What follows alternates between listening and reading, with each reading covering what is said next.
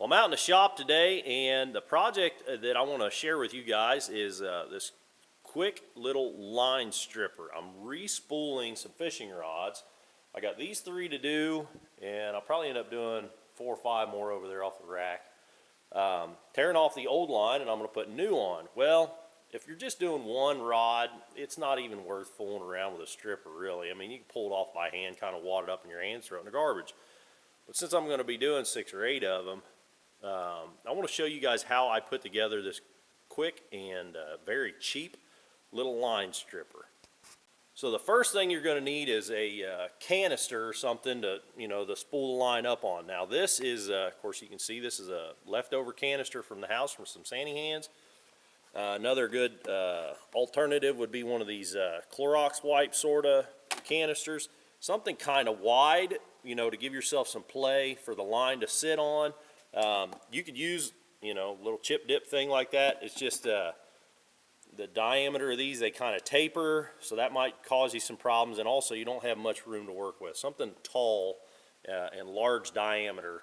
You're going to need a drill bit. Now the drill bit that you use is going to be determined by the hardware that you have. So whatever bolts you got laying around, like this is a probably 1.25 inch long, 1/4 inch diameter bolt. I got I just happen to have that bolt, a couple of washers and a nut, so I'm going to pick out a 1/4 inch drill bit because that's the size of hardware that I got. Okay, I got my 1/4 inch bit chucked up in my cordless drill. This cordless drill is going to come into play too. This is going to be the motor to drive our little apparatus here, so you got to have a cordless drill to do this project. Now I just eyeballed that hole. Just pretend I just drilled that hole. These things, this container's got a seam down the middle, so you just kind of eyeball halfway up that seam, and makes it pretty easy to hit the center of the thing. If it's a little bit off, it's no big deal. No, I wouldn't even measure this. It's not that critical. So I got my hole drilled. Now I'm going to take one washer, slide it on my bolt, reach up inside here. This is kind of the hardest part of doing the whole thing, is getting my fat hand up inside that thing. Okay, then I'm going to take the other washer. You want to use washers here just to kind of stabilize the plastic. Bring that down. I'm going to reach up in there again just to make sure that the bolt doesn't turn, and I'm using the appropriate size wrench. Mine happens to be 7/16, and I'm going to turn that, and that head is not turning inside there, which is great. I don't have to fool around with a wrench up in there. That's all we need to chuck it up in the drill. The drill's going to hold on to that bolt, so we got that good and tight. To attach your line to the thing, quick and dirty, razor knife, pocket knife, scissors, something, and cut some slits on a diagonal. You can kind of see the angle that I'm at here.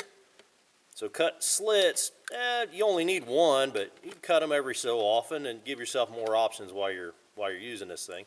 Put them on an angle, and I'll show you why that's going to matter here in a second. Okay, so take the drill bit out of the drill. You see what I'm doing there? Just slide that bolt right up in there. Okay, there it is. We got multi-speed. This one's got a 2 and a 1 on top of it. Yours may or may not have that, but it's a little bit off balance. That's all right. It won't matter. Okay, so I've got my rod here that I want to strip. Still got the jig tied on it from last time I was out fishing. I've got a leader on here. It won't matter. I'm just going to spool that leader right up along with the other. So you got a leader on your line, no big deal. Clip my jig off there. I'm just going to pull the line out here at that first eye and open my bail, of course. Just going to set that rod down, lean it up against the workbench. Now this is where that slit is going to come into play. This is where we want to attach the end of the line. I hope you guys can see this. I'm sure you can't see the line. But I've got about 2 inches of that line sticking out there. Just going to kind of work that into that slit. Let's see if I can hold up there. Okay, so I got the line started in that slit. I'm gonna, well, it didn't hold. I'm gonna start slow. I may have to tie a knot in this line to get it to hold. But I'm hoping I can just start slow and get it to grab. There we go. Okay, now I got 5 or 6 spools, winds on there. The drill is moving slow, but I promise you it's coming off of there quick.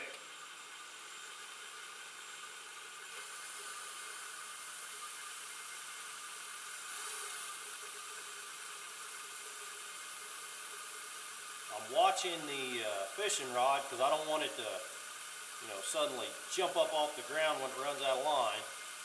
I'm getting pretty close. There we go. That's it. So now all I'm going to do,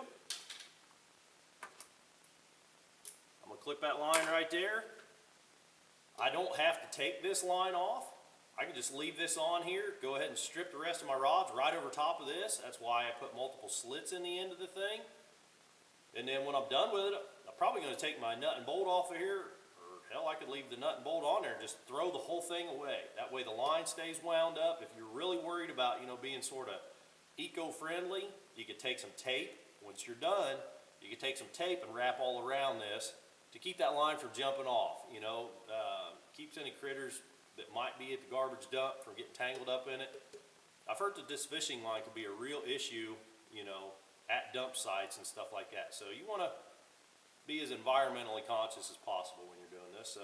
Or you could take this line, if you want to reuse this thing, it's a fight, but you can get up under there with a scissors or a razor knife or something, cut it, reuse the same thing next time you need to do it.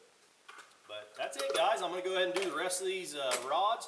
Now this last little bit on here, there's a couple of feet on there. I'm not real worried about that. I'll just kind of wind that up and throw it in the trash. But that does it did the majority of the work for me. So normally, like I said, I'm pulling it off with, with my hands for one rod, but since I'm doing so many, hell, my shoulders would be sore by the time I got done doing that.